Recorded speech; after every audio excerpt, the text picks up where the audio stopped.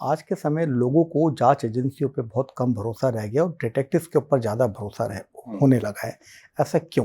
क्या कारण? मैं आपको बताता हूँ, देखिए जांच एजेंसीज जो है ना, दे आर ओवर ऑक्यूपाइड।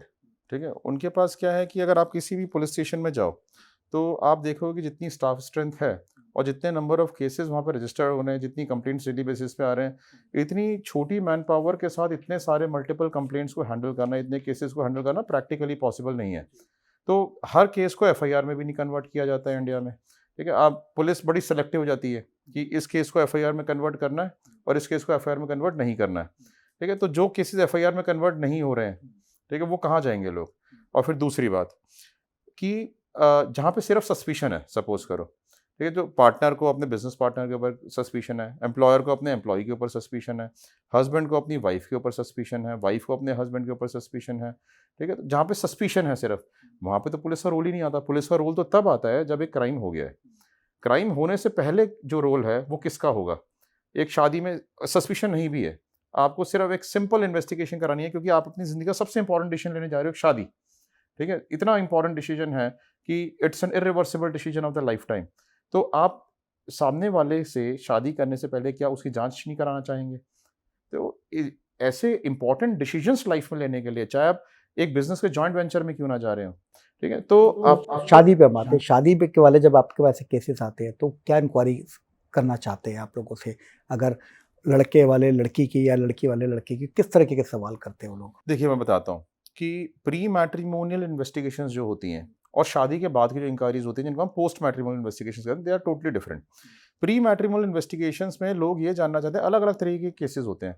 एक होते हैं अरेंज्ड मैरिज के केसेस, जिसमें ऑब्वियसली अरेंज मैरिज हो रही है। एक होते हैं लव मैरिज के केसेस में भी लोग हमारे पास आते हैं, लव मैरिज के केसेस में इन्वेस्टिगेशन कराने। फिर हमारे पास आते हैं कि डिवोर्स मैरिज के, पर्सन का पहले डिवोर्स हो गया बट अब वो उससे डिवोर्स पर्सन से मैरिज करना चाह रहे हैं दोबारा से। ठीक है, फिर आते हैं हमारे पास जिसमें शक हो गया पर्सन को अपने पार्टनर के ऊपर, उनकी शादी होने जा रही है बट शादी से पहले शक है उसको। तो इस तरीके के केसेस आते हैं हमारे पास।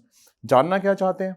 नॉर्मली लोग ये जानना चाहते हैं कि उनका कहीं और अफेयर तो नहीं चल रहा है, कोई पास्ट में शादी होके एंगेजमेंट होके टूटी तो नहीं है, कोई बैड हैबिट्स तो नहीं है, एक्सेसिव ड्रिंकिंग, स्मोकिंग, ड्रग्स वगैरह में इन्वॉल्वमेंट तो नहीं है, उनकी मेडिकल हिस्ट्री कैसी है। आजकल साइकेट्रिक डिसऑर्डर के बड़े केसेस आते हैं हमारे पास।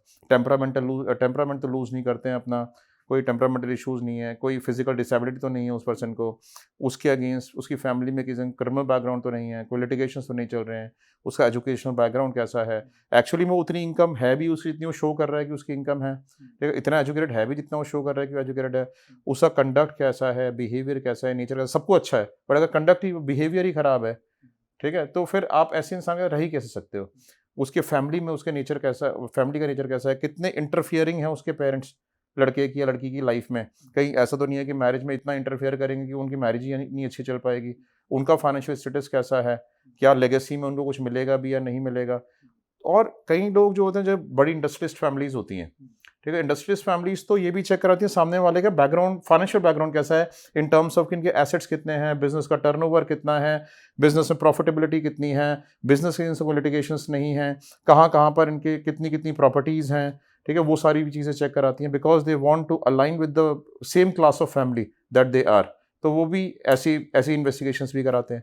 फिर डिवोर्स्ड मैरिज जो होते हैं, लव मैरिज जो केस होते हैं, पेरेंट्स हमारे पास कई बार आते हैं लव मैरिज के केसेस में कि भाई हमारे बच्चे ने एक लड़की को चूज़ किया है, या इस लड़की हमारी लड़की ने एक लड़के को चूज़ किया है और we are not agreeing to this marriage. आप जो सामने वाले के नेगेटिव पॉइंट्स ही निकाल के लाओ ताकि हम अपने बेटे या बेटी को कन्विंस कर सके that he is not the right boy और द राइट गर्ल।